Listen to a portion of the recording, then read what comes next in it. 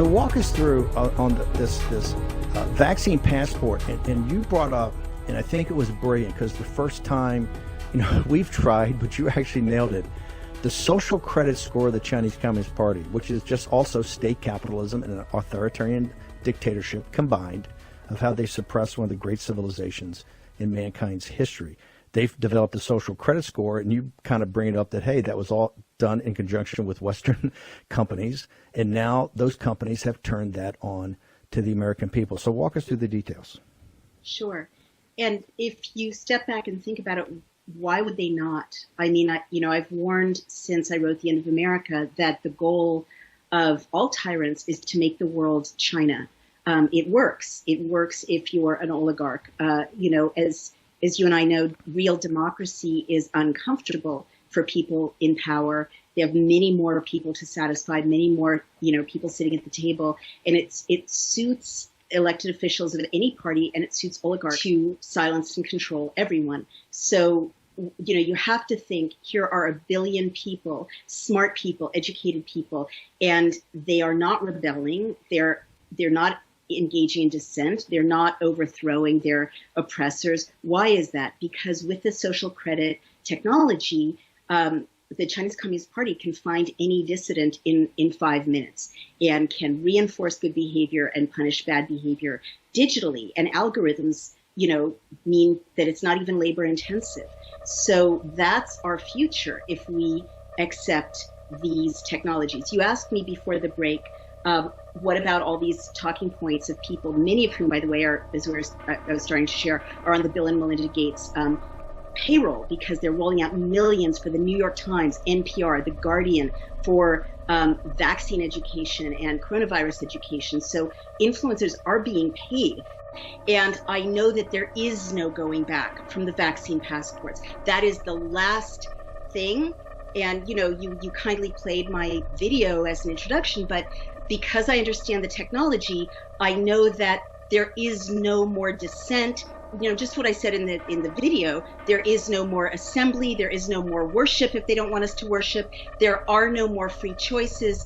The minute that this app rolls out, and I can tell you technically why, but I just want to say it is happening now. Israel has had this imposed on them, and we're hearing from activists in Israel that dissidents can no longer raise their voices. They're surrounded by surveillance. They're isolated and marginalized. They can't do their grocery shopping. They're threatened that if they don't comply, their children, will be kept from doing things.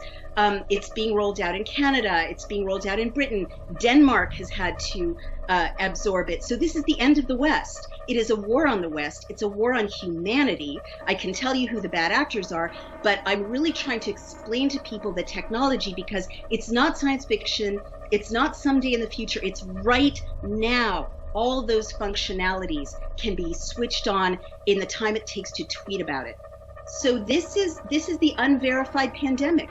And so I guess what I want to warn you about is if you have to show that you have received a vaccine or that you've taken a test and you're negative, in order to go shopping or to go to a football game or to pick up your child or get your child into school, what is going to keep them from saying you are infectious? Switching you off. You, Steve Bannon, you, Naomi Wolf, if you make too much noise, if you're friends with the wrong people, if you see a movie you shouldn't see, if you say something on social media you shouldn't say, nothing can prevent that. Nothing can prevent you from being switched off of society. And this is happening in Israel. It's happening in other countries. People are being marginalized and turned into second-class citizens. The last thing I want to say, studying the history of Nazi doctors and the history of medicine, specifically women's bodies, which I wrote a book about, if you think it's going to stop with one vaccine, you are very naive. Once this technology is out, you can be asked to do anything. Have one child instead of 2 children, and the app will know. And finally, and then I will really stop for now, China has said specifically in their own white papers that their goal is to become the geopolitical power by 2025. This is in their own documentation, their own government documentation, via gathering up the rest of the world's biodata. and being the gatekeeper and the holder and the owner of all of your medical history, all of your medical data. In Britain, those dashboards are not keeping the data about PCR tests or who's testing positive, who died from COVID in Britain. They have commercial relationships with third parties, and they could be foreign countries as well as corporations. They're sending the data. And as CEO of a tech company, I can tell you, it's the data that's valuable. Back in August, I said, this is not about a virus. It's not about a vaccine. It's about the data. If everything you do can be tracked and monetized and surveilled, that's the end of freedom, but it also makes billions for the tech bros who are owning, and for China. It seems when you say this, it's the good people. It's the people in Davos. It's the nice people on BBC. It's the nice people on mainstream media. It's all the celebrities. They're all telling us that we have to do this. Or in fact, you went from a kind of a darling or, of a public intellectual and a best-selling writer to now you're considered a renegade and a rebel. You're talking to the wrong people. Why is it? Aren't the people here just trying to make sure this plague doesn't expand anymore and that they do it in the quickest and most effective way possible? Aren't they really fighting for goodness? I mean, those are the talking points. And as you and I both know, having been close to how messages are presented to the world, first comes the goal, right, strategically. Then you go to the message shop and you say, come up with a story that can get us to that goal. Come up with language that can get us to that goal. So that's exactly what the memo says. Tell everyone it's for the greater good. This is your passport to freedom. I'm hearing that all over the place from, quote unquote, the good guys. Well, the good guys are the bad guys. And as you mentioned, it's creating new alliances.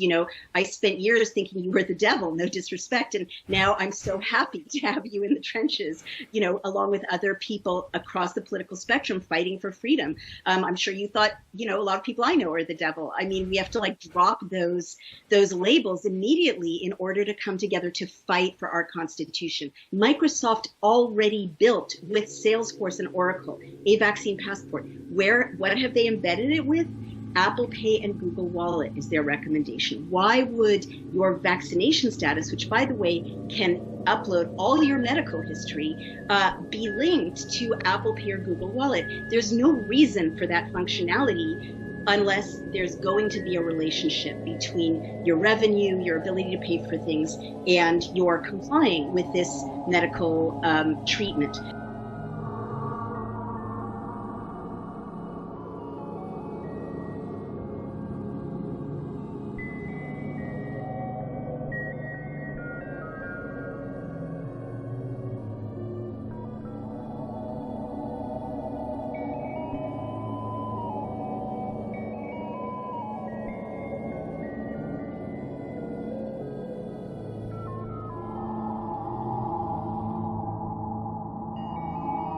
Dr. Hepburn showed us a few current projects. Some sound like they're from an episode of Star Trek. Consider a ship like the USS Theodore Roosevelt, hobbled last year when 1,271 crew members tested positive for the coronavirus. What if everyone on board had their health monitored with this subdermal implant, now in late-stage testing? It's not some dreaded government microchip to track your every move, but a tissue-like gel engineered to continuously test your blood. It's a sensor. This tiny green thing in there? That tiny green thing in there, you put it underneath your skin, and what that tells you is that there are chemical reactions going on inside the body, and that signal means you're going to have symptoms tomorrow. Wow. There's an actual transmitter in that? Yeah, it's like a check engine light. Check this sailor out before he infects other people. That's right. Sailors would get the signal, then self-administer a blood draw and test themselves on site. Look at that. We can have that information in 3 to 5 minutes. As you truncate that time, as you diagnose and treat, what you do is you stop the infection in its tracks.